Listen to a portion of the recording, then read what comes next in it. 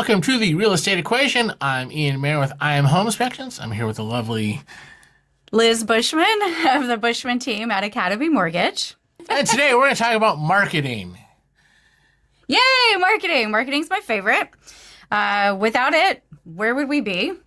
Waiting around for the phone to ring, right? So how do you get the phone to ring? That's what we're going to talk about today. But I do say, and I have spoken to many realtors and brokers, you got to spend 80% of your day marketing and prospecting. And the other 20% is paperwork. And that's really hard to do. Think about, if you're working a 10-hour day, 8 hours is just marketing and getting to the point of creating new business. I know, I agree, especially at the beginning. When I first started out, my first year, I was, definitely 80-90% marketing and only a small percentage actually doing any inspections. I want to get into a little mindset about marketing. One thing I have noticed with a lot of formal sales organizations, be it like car dealerships or something like that, they tend to have a very one mindset. There's one way of doing it, and you either get with the plan or you don't. What I love about the real estate world is you're allowed to sort of develop your own plan around your own mindset, around your own personality. So that's kind of where we're talking about hunter versus farmer in real estate. Hunter is not literally hunting, but it is where you're going out being very direct to get one client. The advantage of hunting is you tend to get clients much faster that way, where farming tends to get clients over a long period of time. The downside of hunting is once you get your client, you're kind of done. You got to start all over again and go get your next client. Whereas with the farming method, it takes longer to get your first client, but usually you get clients 2-3 at a time. And as long as you keep farming and keep working the land, you get more clients. Much like how a farmer, yes, it takes all year for the crop to grow, but once they have the crop, they have enough food to feed themselves, sell extra, feed the whole town.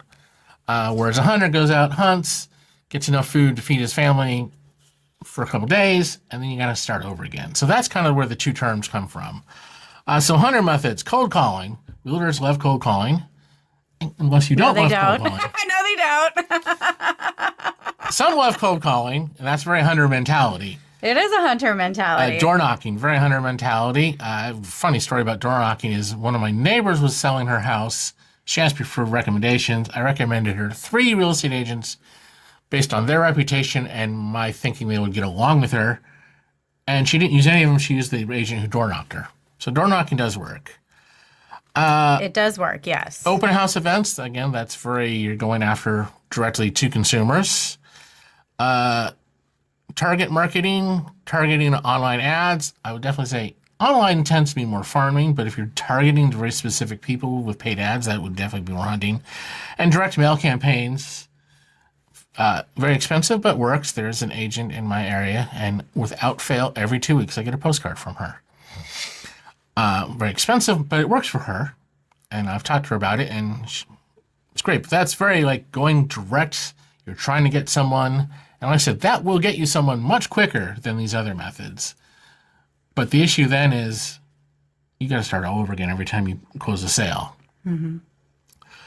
Farming methods, much more of your online presence, your website, your social media, just putting yourself out there. You're not necessarily being very salesy, but you're just letting everybody know that, hey, you're a real estate agent or you're in the real estate business and you're available. Content marketing, blogging, videos. I'm very into blogging. Obviously, we're doing videos. Community networking, working in your community, giving back, sponsoring your local charities. A lot of realtors are into that. It's very farming. Mm-hmm. And things like bus stop ads, school banners, again, that's very farming. You're not really going direct to the consumer. You're just letting people know. And farming methods, like I said, takes much longer to build a clientele than hunting. But the advantage of it is once you've done it, you tend to have a lot of repeat business because you have a lot of people who have seen it. So the question sort of comes down to is what is right for you? And this is where I think a lot of sales organizations get it wrong, is they expect you to adapt to the method, but really it comes down to your personality. If you're a natural farmer, you're not going to want to do cold calling. I can tell. Cold calling, I've not met one person, even in sales, that says, Liz, I absolutely love cold calling. Let me cold call for you. There's I don't know one person who loves to cold call or even door knocking, for instance, especially in this day and age with Ring and all of the video cams.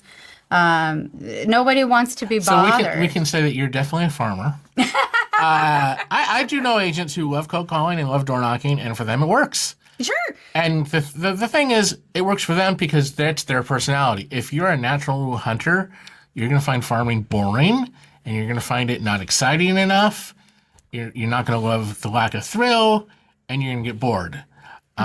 Where if you're a natural farmer, your reaction to hunting is going to be what Liz is doing. You're just going to be like, no, I don't want to do that. So that's why I think a lot of sales organizations get things wrong, is they try and force farmers to be hunters. They try to force hunters to be farmers. The best part about being a real estate agent is you get to choose, based on your own personality, what you want to do. The reason I like to bring this up, though, is a lot of people don't realize that. They don't realize they can choose, based on their personality, which methods they want to use. They just start reading blogs. They start going to various real estate training groups, and someone tells them, oh, you must cold call. And they're like, oh, I must cold call. And then if they don't cold call, they feel like a failure. Well, you don't have to cold call. If you like cold calling, if you're a real hunter and you're really aggressive and you really want to go out there and get a deal done, then yes, by all means, cold call, door knock. You will get a deal done quick. But if that's not your personality, don't force it upon yourself and feel like a failure. Do what feels natural to you. And again, some people might like farming, but if you're a hunter, you're going to be bored with farming. Just posting online, you're going to feel bored. You're going to want that thrill of the chase. So be true to yourself is my whole point here. So, Ian, I have a question for you. Yes. What about relationship-based marketing versus buying leads? That's a huge conversation right now. You get started in the business, you got to create a database, right?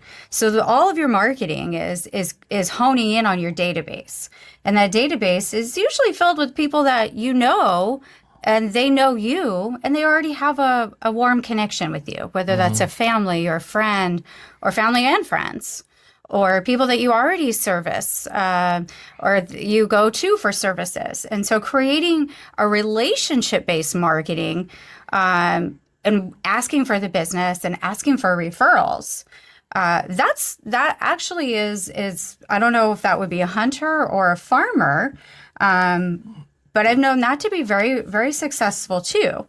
Versus buying leads from, let's say, Realtor.com, Zillow. There's still a lot of realtors and lenders that will buy leads, and those leads come from, they cost a pretty penny.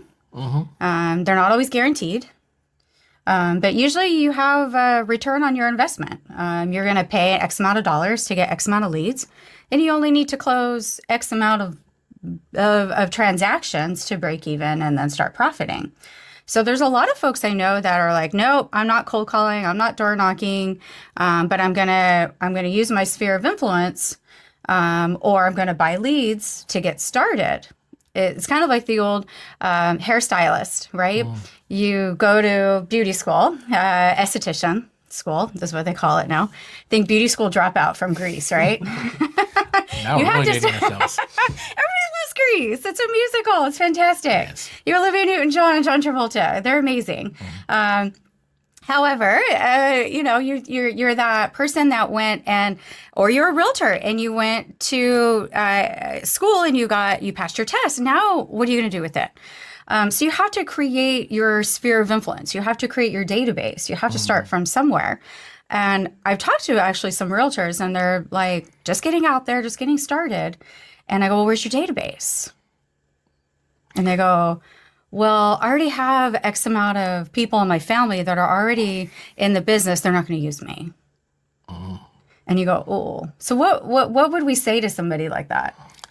Um, I've never been a fan of buying leads for my business because, well, at least in home inspections, by the time you get to the people who want their leads to be bought, they're usually sort of the bottom of the barrel. In real estate, I've known some agents who have been very successful buying leads, but at the end of the day, they'll confess to me on the side, like they spend so much money buying leads that, yeah, they close a lot of deals, but the money doesn't always work out in their favor. Now, as far as getting out and networking, that's really one of my favorite ways of building a business. That's really how I built my business originally, was just getting out, networking, meeting people, getting to know people, letting people get to know you.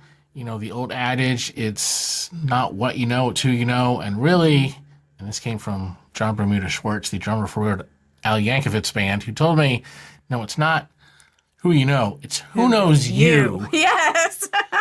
Who knows you? I learned that when I moved to Burbank. Who knows you? And that's the thing, you got to put yourself out there as people who know you. And if people know you, they will start to do business with you. And it can be hunting if you're very aggressive with it.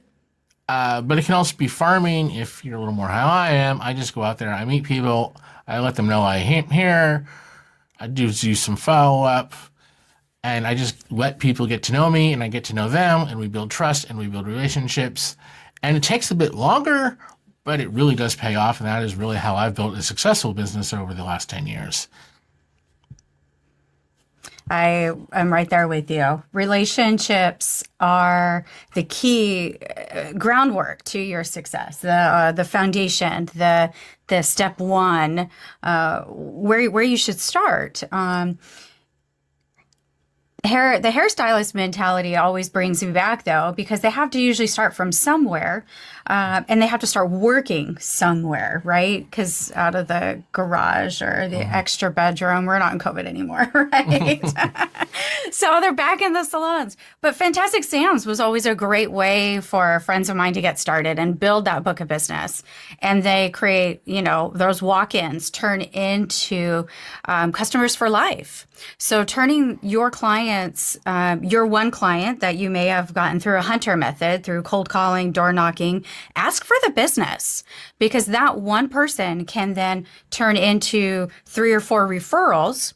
And if you have at least a 25% return on your referrals, which 1 out of 4 is ready to buy or ready to refi or ready to sell or ready to inspect, ready to do any part of business in real estate or ready to invest. That return on your investment, you did nothing. That's a freebie, and then those freebies turn into other referrals and fans for life. So that tree, right, where you have to start here and then you got to make them fans for life. It's that customer retention. That's almost the hardest thing. It's now gotten past of, like, I used to use the dating mentality. Real estate is a lot like dating. Now, me being married for only 1 year, I could go there. You've been married for how long now? 20 years. 20 years. So it's been a minute. So I'm going to take this one.